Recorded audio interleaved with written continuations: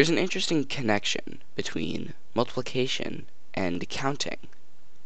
To see what I mean, let's do a few examples.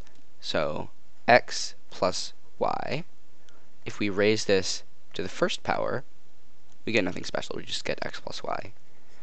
It gets interesting though once we start raising this to the second power.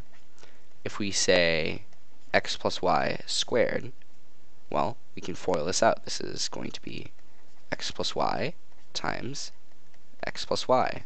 What's this going to be? Well, if we do the FOILing, we have the first times first, x squared, plus xy, plus yx, which is the same as xy, plus yy, so y squared.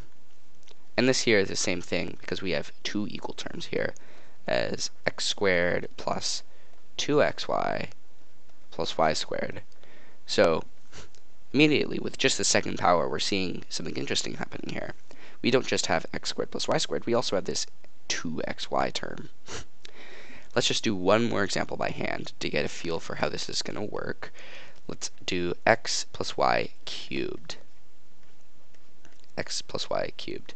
So here, luckily we already know what x plus y squared is, so we can take this, I'm going to copy this here, we can take this and we can multiply this by x plus y.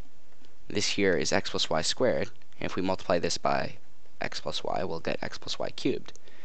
So if we go about doing this, we'll have x squared times x, that is going to be x cubed, plus x squared times y, that's just x squared y, plus 2xy times x, that's going to turn into 2x squared y, plus 2xy times y, that's 2xy squared, plus y squared times x, that's going to be xy squared, plus y squared times y, that's going to be y cubed. And if we clean this up a bit, we'll see that we have two sets of terms here that are again equal. We have the x squared y's here with a coefficient of 1 and a coefficient of 2. And then we have the xy squareds. And again, we have a coefficient of 2 and a coefficient of 1.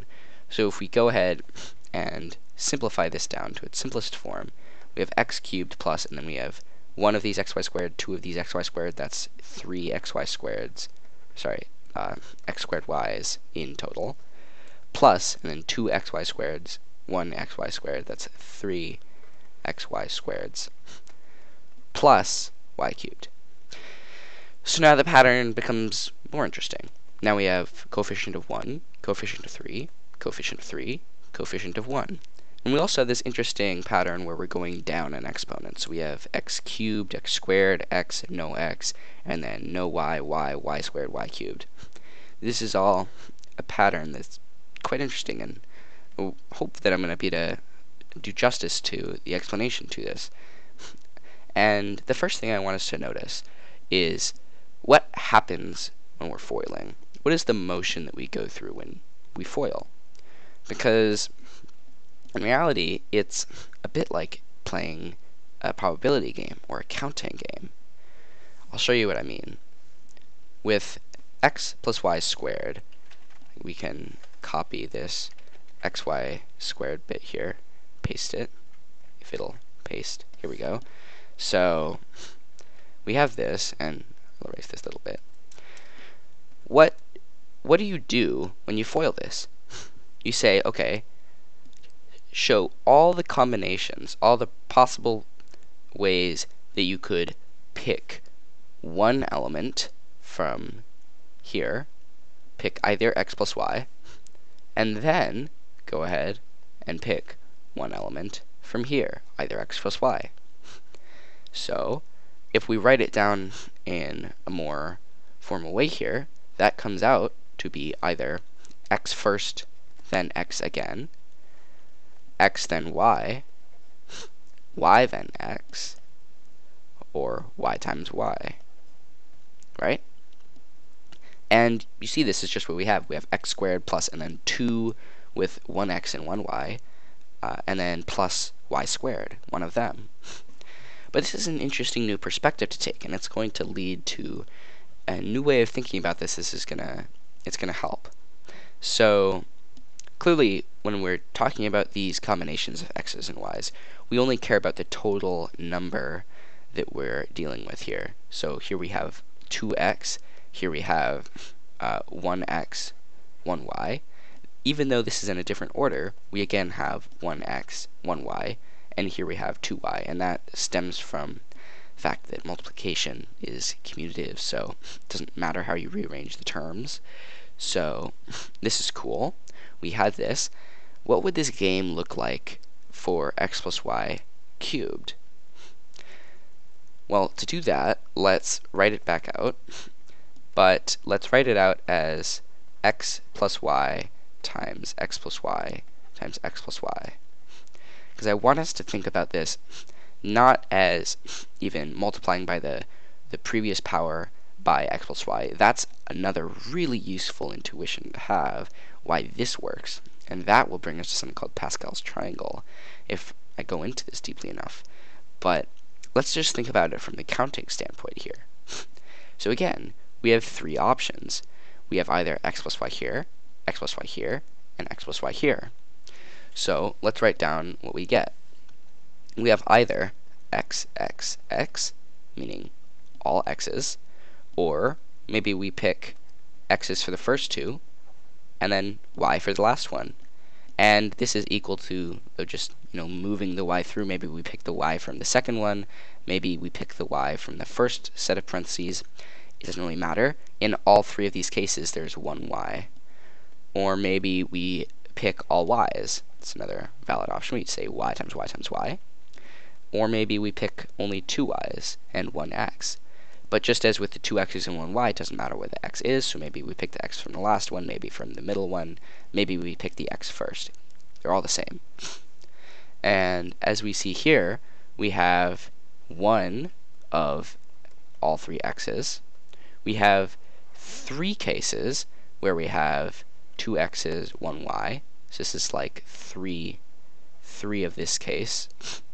We have three cases where we have two y's and one x. And then we just have one case where we have y, y, y. So we have this. Now, this is getting interesting because this new way that we're framing the problem is leaning not so much on multiplication. It actually seems like we're going into a branch of math called counting. I'm going to scroll down here to give us some more room. So let's reframe our coefficients problem into a problem of counting, into a problem of given three choices, how many times, if I want only one y, for example, how many times will I get that? Or given three choices between x and y, how many times will I get two y's and one x? So let's think about this, alright? So if we're trying to answer the question now, how many times will I get two x's and one y? Well, it's the same as asking, how many times will I be able to rearrange, how many ways would I be able to rearrange this one y through my three different choices of x, x, y? And another, even more useful way to think about this problem here of rearranging our x, x, y's is, well, how many ways can we rearrange it that are significant? And when I mean significant, I mean how many ways can we rearrange it where we get a new combination that still leads to x, two x's and one y, but that doesn't involve, for example, swapping these two x's.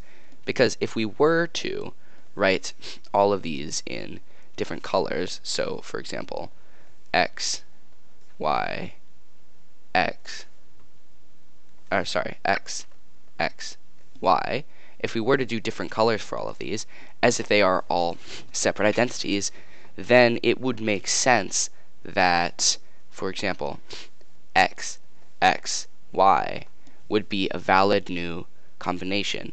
But this isn't the case. So when we're thinking about how many ways we can rearrange this, we're going to have to divide it by some number that's going to account for this overcounting of how many ways we have it. And this is why counting is interesting. It's because you can count, but you might get an answer that's a little bit too high or a little bit too low, and you need to account for it with more counting.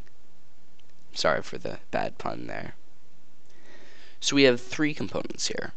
The total number of ways that we can rearrange this. So we can say total rearrangement number. So, oops, spelling, hard on camera. So total rearrangement. Alright, and then this is somehow dividing by overcounting. And when we only have three options here, so otherwise known as the third power, when we only have three options, it would seem like we only have to worry about overcounting on the x's, because those are the only ones you can switch. But we're also actually going to have to think about the y's, because if you had, for example, a fourth power, there would be a case where you had two x's and two y's. So you have to think about overcounting for x's and y's. Overcounting for both x's and y's, because in higher powers, you're going to see that y's will also be switchable, but that's not what we want. In this case, we're trying to count where these x's are the same entity. They're not different. So, what is this total rearrangement? Why am I talking about the x's as if they're different identities? Why not just think about them as the same identities? Well, that's where the overcounting comes in. And how would we even measure rearrangement? Well, we're running a bit long on time here, so I'm going to cut the video short and see you in part 2.